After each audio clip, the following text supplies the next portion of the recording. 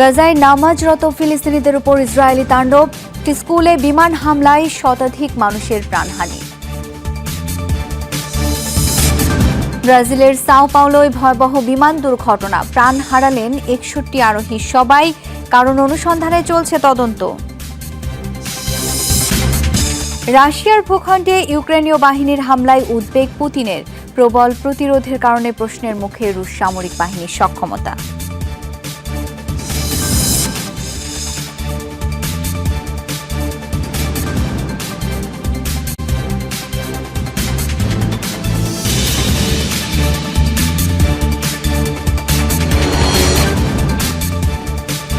এতক্ষণ শিরোনাম দেখছিলেন, আপনাদের সাথে আছি আমি শাওন দত্ত।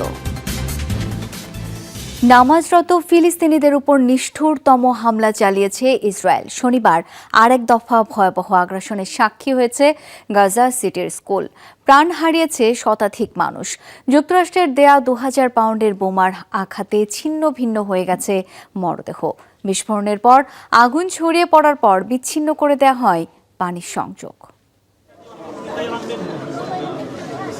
নিষ্ঠুর, ভয়াবহ কিংবা নৃশংস, কোনো শব্দই যেন জুৎসই নয়। আবারও ইসরায়েলের আগ্রাসনের টার্গেট গাজা সিটির স্কুল। দারাজ এলাকার আলতাবিন স্কুলে আশ্রয় নিয়েছিল বাস্তুচ্যুত শত শত ফিলিস্তিনি। শনিবার ভোরে স্কুলটির মসজিদে ফজর নামাজ আদায়ে জড়ো হন প্রায় ২৫০ মানুষ। তখনই চালানো হয় হামলা। একে একে ছোড়া হয় যুক্তরাষ্ট্রের দেয়া ২০০০ পাউন্ডের ৩টি বোমা। ধারালো নেইল ও শার্পনেলের আঘাতে ক্ষতবিক্ষত হয় হতাহতদের শরীর। বিস্ফোরণের পর আগুন ধরে যায় স্কুল ভবনে। যাতে নেভানো না যায় সেজন্য পানির লাইন পর্যন্ত বিচ্ছিন্ন করে দেয়া হয়। ভেতর থেকে ভেসে আসছিল আহত দগ্ধ মানুষের চিৎকার, হাহাকার। বরাবরের মতোই কোনো সতর্কবার্তা ছিল না। নির্বিচারে হামলা চালায়। নারী, শিশু, বৃদ্ধ সবাই ছিলেন সেখানে। তারা মসজিদে শান্তিপূর্ণভাবে নামাজ আদায় করছিলেন। শিশুরা ঘুমাচ্ছিল। আমরা তাদের ছিন্ন ভিন্ন মরদেহ উদ্ধার করেছি। মসজিদে ফজরের নামাজ আদায়ে জড়ো হয়েছিলেন মুসল্লিরা। ৩টি মিসাইল পড়ল, 2টি বিমান থেকে, আরেকটি ড্রোন থেকে। যারা প্রাণে বেঁচেছে তারাও সবাই গুরুতর আহত। অনেকের অবস্থাই আশঙ্কাজনক। কাছাকাছি আল আহলি আরব হাসপাতালেও তৈরি হয় এক বিভীষিকাময় পরিস্থিতি। রক্তপাত, অঙ্গবিচ্ছিন্ন মানুষের ভিড়, তবে নেই প্রয়োজনীয় চিকিৎসার ব্যবস্থা। ক্ষতবিক্ষত মরদেহ শনাক্ত করাও কঠিন হয়ে পড়ে স্বজনদের জন্য। বর্বরতম এই হামলার তীব্র নিন্দা জানিয়েছে ফিলিস্তিনি স্বাধীনতাকামী গোষ্ঠী ইসলামিক জিহাদ। আলতাবিন স্কুলের ধ্বংসস্তূপের মাঝেই আদায় করা হয় নিহতদের জানাজার নামাজ।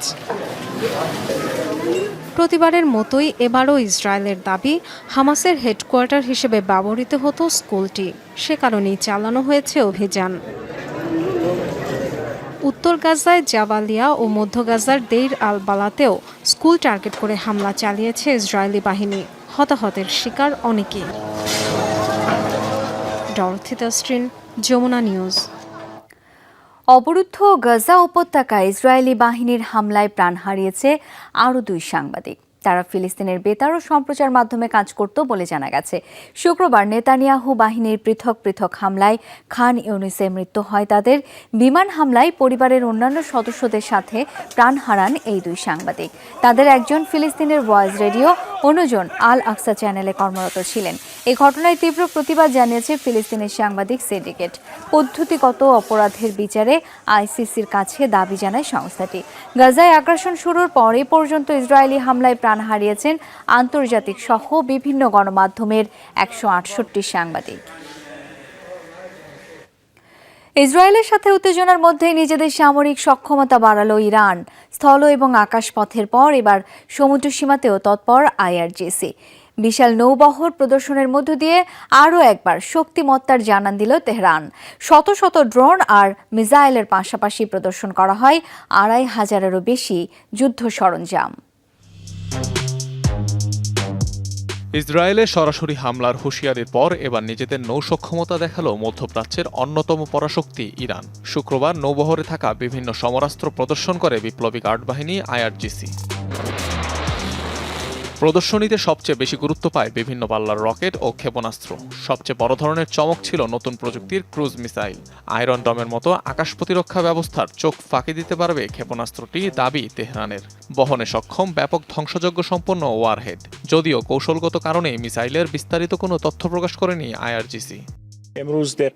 এই মুহূর্তে ইরানি নৌবাহিনীতে যেসব অস্ত্র রয়েছে তা আগের চেয়ে অনেক বেশি কার্যকর।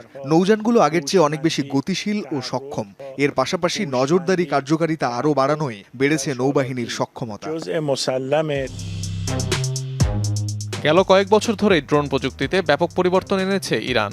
প্রদর্শনীতে তুলে ধরা হয় বিভিন্ন ধরনের ড্রোন, শত্রুপক্ষের ওপর নজরদারির পাশাপাশি চোরাগোপ্তা হামলায় সক্ষম এবং বিভিন্ন ধরনের ড্রোন ঠাঁই পায় প্রদর্শনীতে। ইরানি ভূখণ্ডে হামাস নেতা ইসমাইল হানিয়ার হত্যার পর তেল আবিবের বিরুদ্ধে প্রতিশোধ নিতে মুখিয়ে আছে তেহরান। তারই ধারাবাহিকতায় এই পদক্ষেপ ইরানের। অনিক রহমান, যমুনা নিউজ। 17 বছরের মধ্যে সবচেয়ে ভয়াবহ বিমান দুর্ঘটনার সাক্ষী হল ব্রাজিল। যান্ত্রিক ত্রুটি না থাকা সত্ত্বেও কিভাবে ঘটল এত বড় দুর্ঘটনা তা জানতে চলছে তদন্ত।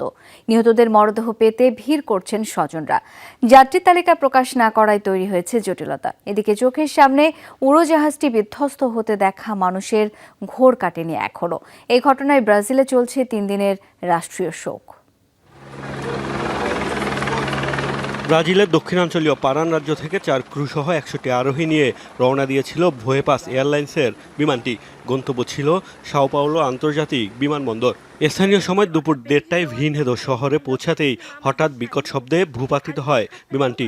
ঘুরতে ঘুরতে আছড়ে পড়ে একটি বাড়ির ওপর। আগুন ধরে যায় বিধ্বস্ত বিমানে। 100টি আরোহীর কেউই প্রাণে বাঁচতে পারেননি। তবে অক্ষত আছে ক্ষতিগ্রস্ত বাড়ির বাসিন্দারা।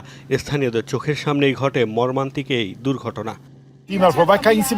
মনে হচ্ছিল বিমানটি আমাদের বাড়ির উপরে পড়বে। ঈশ্বরের কাছে প্রার্থনা করছিলাম যাতে এমনটা না ঘটে। পরে সেটি অন্য একটি বাড়িতে বিধ্বস্ত হয়। অনেক ধোঁয়া উঠছিল সেখান থেকে। খুবই ভয়াবহ এক দৃশ্য ছিল। শব্দ শুনে ঘরের জানালা দিয়ে বাইরে তাকিয়ে দেখলাম বিমানটি বিধ্বস্ত হলো। এরপর দৌড়ে যাই কোথায় এটি বিধ্বস্ত হলো সেটি দেখতে। যাদের বাড়ির উপর উড়োজাহাজটি পড়েছে তারা প্রবীণ ছিলেন।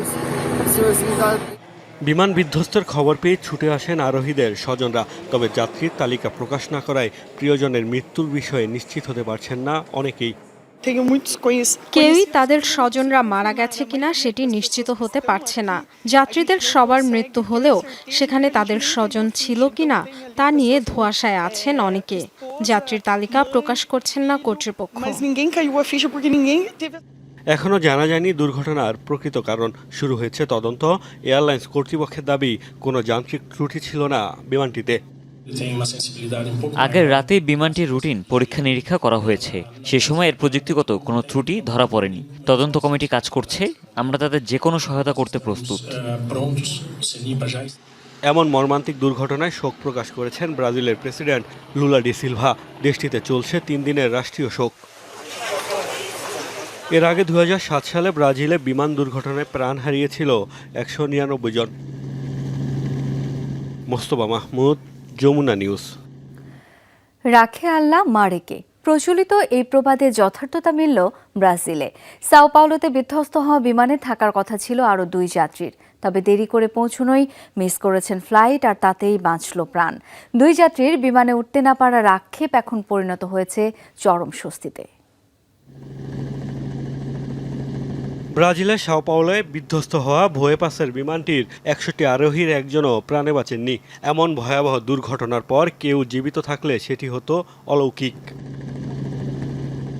এই ফ্লাইটেই থাকার কথা ছিল আরও 2 জনের। তবে দেরিতে বিমানবন্দরে পৌঁছানোর কারণে তাদের রেখেই উড়ে গেছে বিমান। অনুরোধ, তর্ক, জোরাজুরির পরও প্রবেশ করতে দেয়নি কর্তৃপক্ষ। সঠিক সময়ে বিমানবন্দরে পৌঁছাতে না পারাই সৌভাগ্য নিয়ে এসেছে তাদের জীবনে।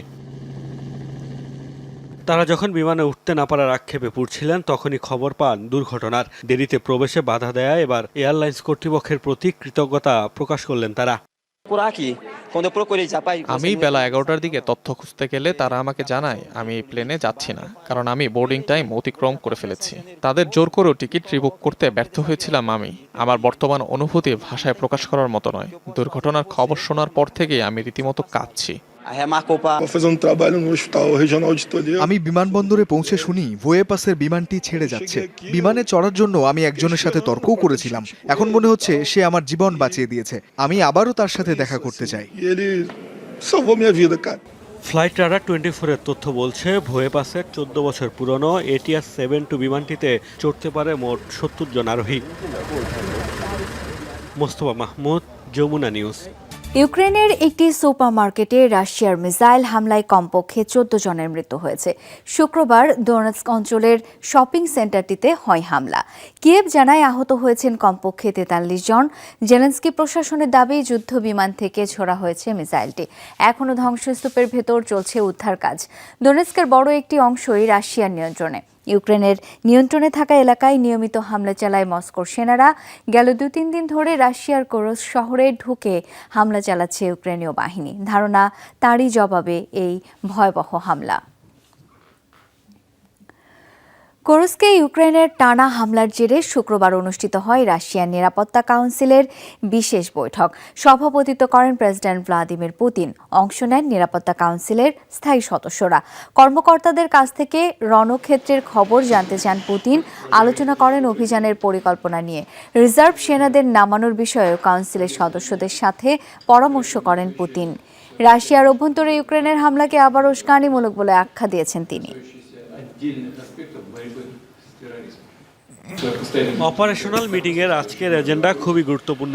সন্ত্রাসবাদের বিরুদ্ধে আমাদের লড়াইয়ের উদ্বেগজনক কয়েকটি বিষয়ে আলোচনা দরকার।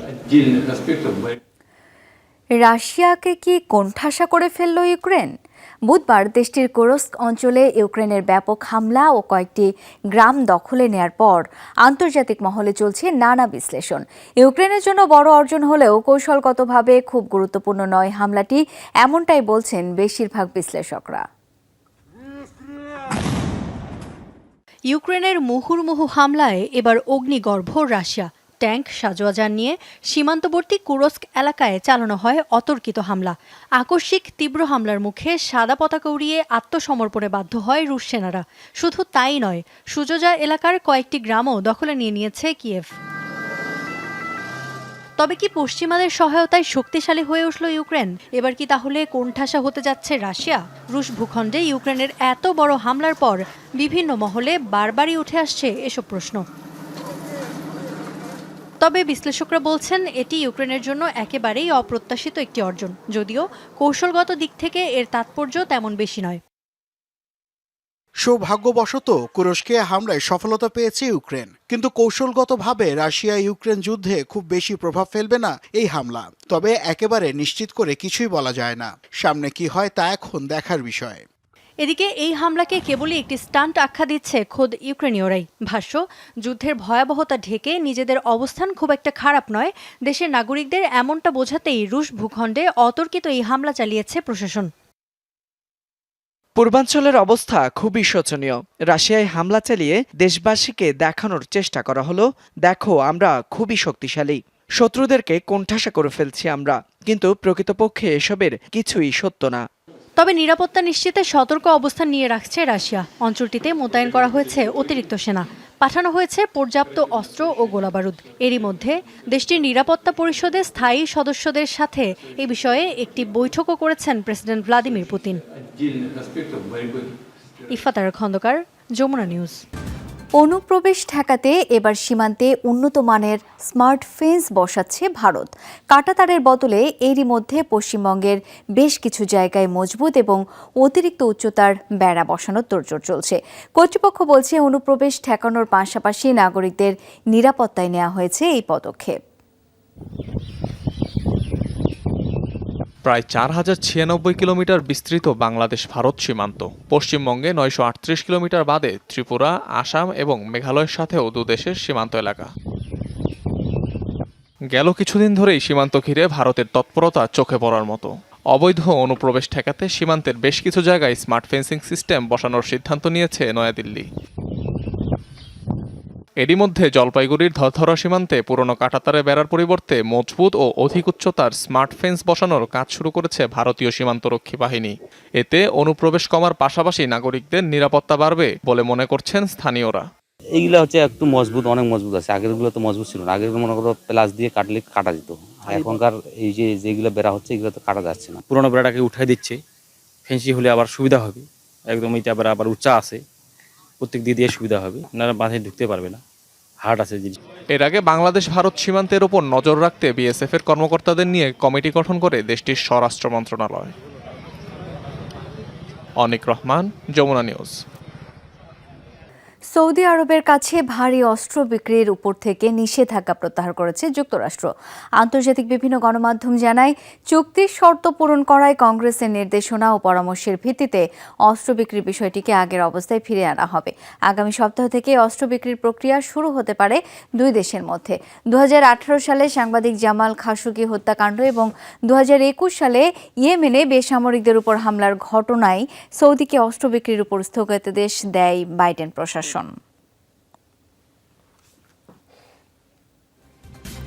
দর্শক, যমুনা ডেস্কে পর্যন্তই। ধন্যবাদ এতক্ষণ সাথে থাকার জন্য।